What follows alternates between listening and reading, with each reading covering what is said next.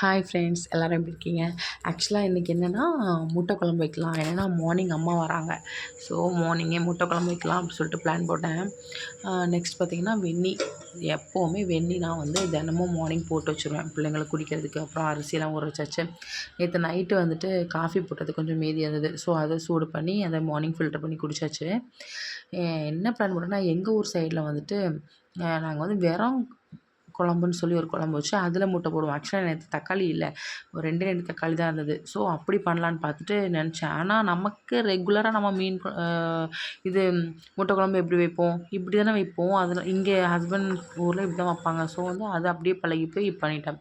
இங்கே பாருங்கள், நமக்கு வந்து கீழே வச்சா இதாகிடுது. ஸோ இந்த மாதிரி கிண்டிட்டு இந்த மாதிரி எடுத்து வச்சிட்டோன்னு வச்சுக்கோங்களேன். இந்த ஒரு மாதிரி கீழே ஒரு பிளேட் வச்சோன்னா ஸ்டவ் துடைக்கிறதுக்கு ஈஸியாக இருக்குது. ஸோ நெக்ஸ்ட்டு அம்மாவுக்கு காஃபி போடுறதுக்காக ரெடி பண்ணேன். ஸோ பண்ணி எல்லாம் வச்சுட்டு ரெடி ஆனோன்னே எல்லாம் பண்ணுறதுக்கு அம்மா வந்தாச்சு. பாத்திரம்லாம் கழுவி வச்சுட்டேன், எல்லாம் முடிஞ்சுது.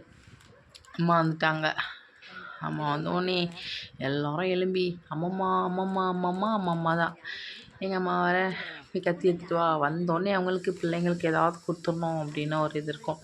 ஸோ நாங்கள் எங்களால் முடியல ஹஸ்பண்ட் கிட்ட எழுமுங்க, இதை கட் பண்ணி கொடுங்க அப்படின்னு சொல்லி அவங்களும் செம்ம காண்டாயிடுச்சு. ஏன்னா மார்னிங் ஆஃபீஸ் போகணும்ல, அவங்கள தூங்க விடாமல் டிஸ்டர்ப் பண்ணுறதுனால அவங்களுக்கு கொஞ்சம் டென்ஷன் ஆகுறாங்க. பட் வந்து செஞ்சு கொடுப்பாங்க எதனாலுமே. பண்ணிகிட்ருக்காங்களா, செஞ்சு கொடுத்தாங்க. ஸோ கொடுக்குறாங்க அம்மா. சாப்பிடுவாங்க பிள்ளைங்க. அவங்கக்கிட்ட நல்லா பேசிட்டு எப்படி இருக்கீங்க பிள்ளைங்களா, சாப்பிட்டீங்களா, அதுவா இதுவான்னு பேசுவாங்கள்ல, கொஞ்சிறது. 3 பேரும் மாற்றி மாற்றி கொஞ்சிக்கிட்டு இருந்தாங்க. அதுக்கப்புறம் தியாவுக்கு கொஞ்சம் கோவம் வந்துடுச்சு. என்னென்னா சிகாக்கு கொடுக்குறாங்க சம்திங் அப்படின்னு சொல்லிட்டு அவங்க அப்பா காலம்க்கு சொன்னாங்கன்னு சொல்லி வந்து காலம்க்குறா. எனக்கு காலம்க்குன்னு சொன்னாங்க. ஸோ வந்து அவங்களுக்கு செம்ம கால் வலி வருதுன்னா ரொம்ப கஷ்டப்படுறாங்க. ஸோ பொண்ணுங்க 2 பேருமே இதெல்லாம் செய்வாங்க. அவங்க அப்பா காலம்க்கிறது பண்ணிகிட்ருக்காங்க. அப்புறம் எப்படியோ ஐஸ் வச்சு பார்த்தா கேட்கவே இல்லை. அவள் கோவத்திலே இருக்கிறா. சரி ஓகே, அவள் கோவம் கூல் ஆகும்னு பார்த்தேன், ஆகவே இல்லை.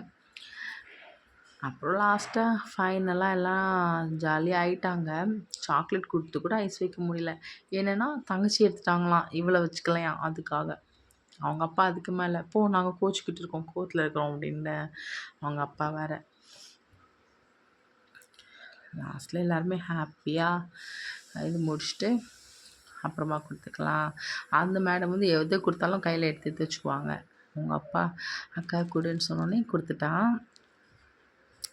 பட் இவ வாங்கலை, இவ வாங்க மாட்டேன்னு சொல்லிட்டா.